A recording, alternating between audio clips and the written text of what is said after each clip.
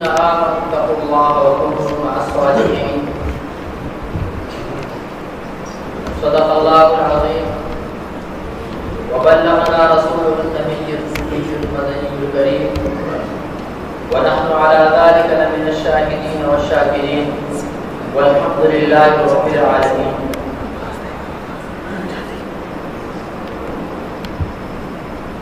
گرامی قدر سامعین، علماء کرام، یہاں پر تشریف لائے ہوئے مہمانان گرامی،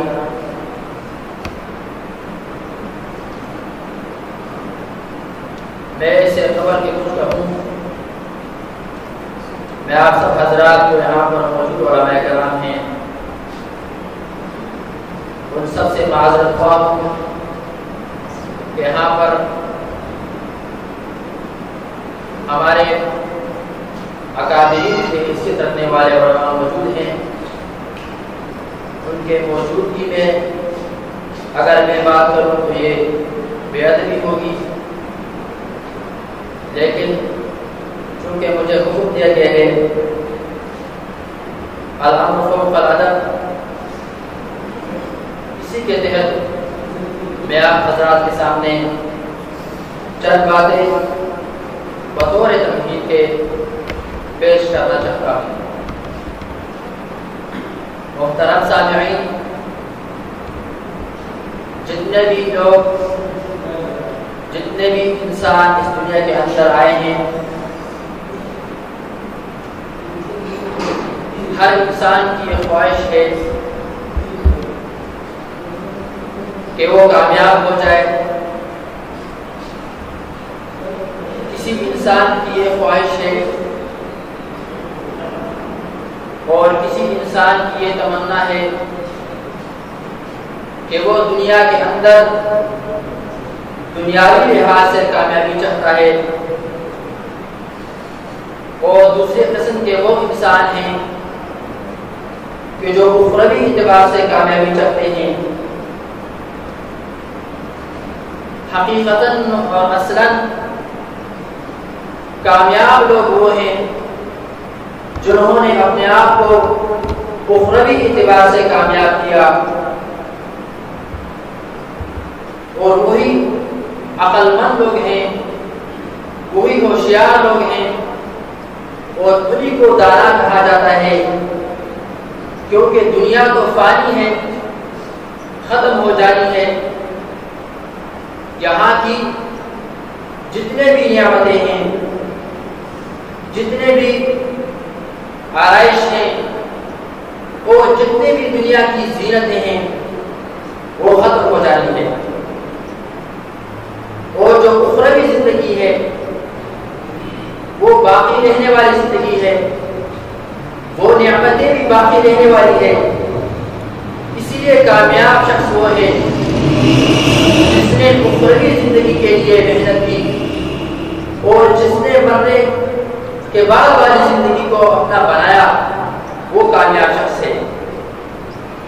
اور اسی سلسلے کے لیے اللہ رب العالمین نے اپنے نبی بھیجے، وہ مقدس ہستیاں بھیجی، اور ان شخصیتوں نے آ کر یہی محنت کی کہ لوگوں اخروی کامیابی کو حاصل کرو۔ اصل کامیابی وہی ہے، دنیا کے اندر ایک شخص جتنا بھی کامیاب ہو جائے، لیکن اگر اس کو آخرت والی کامیابی حاصل نہیں تو یہ دنیا کی محنتیں اس کی یہ عبث ہیں اور بیکار ہیں۔ میرے محترم دوستو،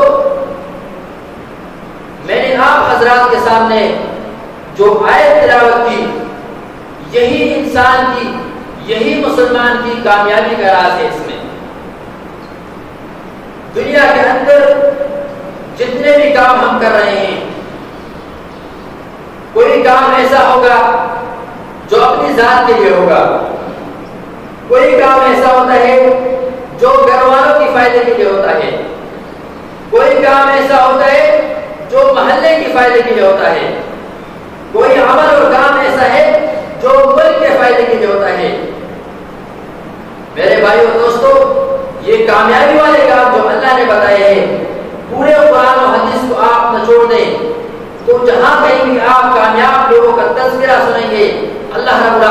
فرمایا وہاں پر جن لوگوں نے ایمان لایا اور نیک اعمال کیے. یا ایھا الذین آمنوا، اے ایمان والو. کہیں پر فرمایا والعصر ان الانسان لفی خسر، قسم ہے زمانے کی، بے شک انسان خسارے میں ہے، نقصان میں ہے. مگر کون سے لوگ ہیں جو نقصان سے بچے ہوئے ہیں؟ فرمایا الا الذین آمنوا وعملوا الصالحات. ایمان لانا اور ایمان کو قائم رکھنا، ان ساری چیزوں کی بنیاد جو حضور نے فرمایا وہ تقویٰ ہے. کوئی لوگ ایمان لائے لیکن جب تقویٰ اختیار نہ کی تو انجام یہ ہوا کہ اس ایمان سے محروم ہو گئے.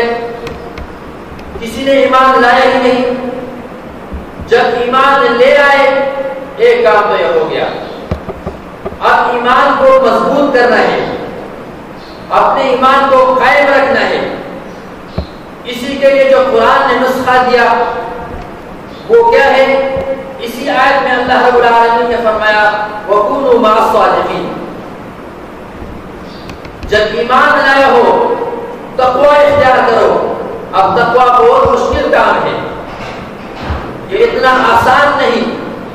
اس کے لیے آپ کو مشق کرنی پڑے گی، آپ کو مشقت اٹھانی پڑے گی، اور یہ مشقت آسان ہو جائے گی. اسی کے لیے قرآن نے نسخہ دیا وَكُونُوا مَعَ الصَّادِقِينَ. آپ نیک لوگوں کے ساتھ ہو جائیے، آپ صادقین کے ساتھ ہو جائیے، ان لوگوں کے ساتھ ہو جائیے جن کا اللہ کے ساتھ سچا تعلق ہے. میرے محترم دوستو، اسی صادقین کے ساتھ ہونے کی نسبت سے آج ایک پروگرام منعقد ہے. ہمیں جو دعوت نامہ دیا گیا اس کا ٹائٹل یہ، اس کا مضمون یہی ہے کہ ہم نے معاشرے کے اندر بڑھتی ہوئی بے حیائی کو، فحاشی کو، عریانی کو، بے دینی کو روکنا ہے. میرے محترم دوستو، کل میں ایک کتاب پڑھ رہا تھا حکیم محمد حسن صاحب کی، جو بہت اللہ والے گزرے ہیں، چند سال قبل ان کا انتقال ہوا. انہوں نے ایک حدیث کے زمرے میں فرما رہے تھے. ایک حدیث مبارک ہے جس کا مفہوم یہ ہے کہ روز محشر قیامت کے دن 7 قسم کے لوگ ہوں گے جو اللہ کے عرش کے سائے کے نیچے ہوں گے. اور اسی حدیث کے تحت وہ فرماتے ہیں جو 7 قسم کے لوگ ہیں اور یہ عرش کے سائے کے نیچے ہیں، ان لوگوں کو عذاب نہ ہوگا. یہ لوگ بغیر حساب کتاب کے جنت میں جائیں گے. یہ کیوں بغیر حساب کتاب کے جنت میں جائیں گے؟ اس لیے کہ فرماتے ہیں عرش کے سائے کے علاوہ تو عذاب ہوگا، وہاں تو گرمی ہوگی، سختی ہوگی. یہ لوگ جو عرش کے سائے کے نیچے ہیں، یہ اللہ کے عرش کے سائے کے نیچے، یہ عذاب سے بچے ہوئے لوگ ہیں. اور جب یہ عذاب سے بچ کے اس مرحلے کے اندر اس سے معلوم ہوتا ہے کہ وہ لوگ ہیں جو بغیر حساب کتاب کے جنت میں جائیں گے. تو اسی حدیث کے زمرے میں فرماتے ہیں کہ ان میں ایک شخص وہ ہے جس کے بارے میں فرمایا کہ امام عادل، وہ شخص جو امام ہو، وقت کا حکمران ہو، بادشاہ ہو، اور وہ عادل ہو، انصاف والا ہو، ایک وہ شخص ہے. اب اگر ہمارے ذہن میں ایک بات آ جائے کہ بھئی ہم تو بادشاہ نہیں بن سکتے، ہم میں سے ہر کوئی تو بادشاہ نہیں بن سکتا، ملک میں تو ایک بادشاہ ہوتا ہے، تو جو باقی سارے عوام ہیں اس نعمت سے محروم ہو گئے، یہ منصب ان کو نہیں مل سکتا. تو اسی کے بارے میں حضرت حکیم صاحب فرماتے ہیں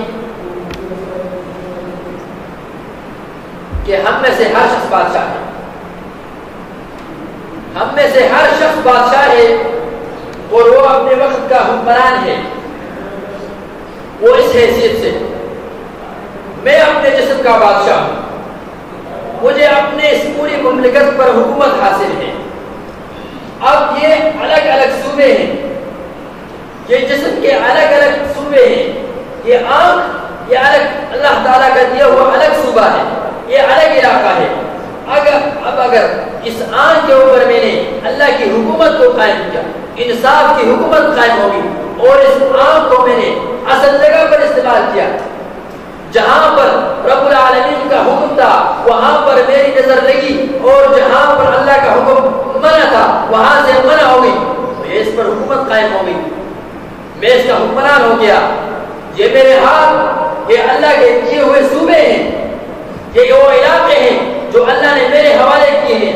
اب اگر ان ہاتھوں کو میں صحیح استعمال کروں گا، انصاف کے تقاضے کو پورا کرتے ہوئے اللہ کے حکموں کے مطابق استعمال کروں گا، تو اس پر حکومت ہوگی، اس ہاتھوں پر عدل و انصاف کی حکومت قائم ہوگی۔ اسی طرح میرا دل ہے، وہ وفاق ہے، وہ دارالحکومت ہے، وہ صدر ہاؤس ہے، وہی وزیراعظم ہاؤس ہے، وہاں سے تو سارے فیصلے صادر ہوتے ہیں۔ اب اگر میں نے اپنے دل کو اللہ کے حکموں کے مطابق اس کو باندھ دیا، اس کو اللہ کے حکم کا پابند کر دیا، تو میرے دل کے اوپر اللہ کی حکومت قائم ہوگی، انصاف کی حکومت قائم ہوگی۔ اسی طرح پاؤں ہے، شرمگاہ ہے، غرض پورا جسم یہ اللہ کی دی ہوئی مملکت ہے۔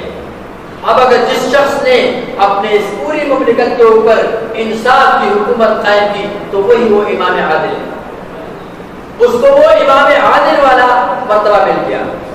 میرے محترم دوستو، میرے اس بات عرض کرنے کا مقصد یہی ہے کہ دیکھو، اگر ہم نے لوگوں کی اصلاح کرنی ہے، ہم نے معاشرے کی اصلاح کرنی ہے، ہم نے نوجوانوں کی اصلاح کرنی ہے، ہم نے اس بڑھتے ہوئے بے حیائی کو، اس فحاشی کو، عریانی کو جو ہر جیب میں پڑی ہوئی ہے، ہر گھر کی زینت بنی ہوئی ہے، ہر چھوٹا بڑا اس مرض کے اندر مبتلا ہے، ہم نے اس کو اگر ختم کرنا ہے، اس کا راستہ روکنا ہے، ان بے حیائی کا راستہ روکنا ہے، اس فحاشی کا راستہ روکنا ہے، تو سب سے پہلے ہم نے اس وجود کے اوپر اللہ کی حکومت قائم کرنی ہوگی۔ سب سے پہلے ہمیں اپنی فکر کرنی ہوگی، اپنی اصلاح کی فکر کرنی ہوگی۔ جب ہم غیر کی طرف انگلی اٹھاتے ہیں تو سب سے پہلے اپنی طرف انگلی اٹھانی چاہیے، اپنی طرف اپنے گریبان میں جھانکنا چاہیے کہ ہم کیا ہیں، اپنی اصلاح کی فکر اپنی کرنی چاہیے، خود کرنی چاہیے۔ یہ جو ہمارا 4-5 فٹ کا وجود ہے، آیا ہم نے آج تک اپنے کن کن صوبوں کے اوپر، کن کن علاقوں کے اوپر اللہ کی حکومت کو قائم کیا ہے؟ ہمیں ذرا غور و فکر کرنا چاہیے کہ ہمارے وجود کے اندر وہ کون سے علاقے ہیں۔ کیا ہمارا دل جو صدر مملکت ہے، جو دارالحکومت ہے، جو وفاق ہے، جو سینٹر ہے، جہاں سے سارے فیصلے صادر ہوتے ہیں، آیا ہمارا وہ مرکز ہمارے کنٹرول میں ہے؟ آیا وہ ہمارا جو مرکز ہے کیا وہاں پر اللہ کی حکومت قائم ہے؟ اگر ہے تو الحمدللہ اللہ کا شکر ادا کرنا چاہیے، اگر نہیں تو اس کی فکر کرنی چاہیے کہ ہمارے سوچ کہاں پر ہے، ہمارے خیالات کس علاقے کی طرف جا رہے ہیں۔ تو سب سے اول اور اہم چیز جو ہے وہ اپنی اصلاح کی کوشش کرنی چاہیے، اور جب ہم اپنی اصلاح کی کوشش کریں گے تو انشاءاللہ العزیز دوسرے کی اصلاح کرنا بہت آسان ہو جائے گا۔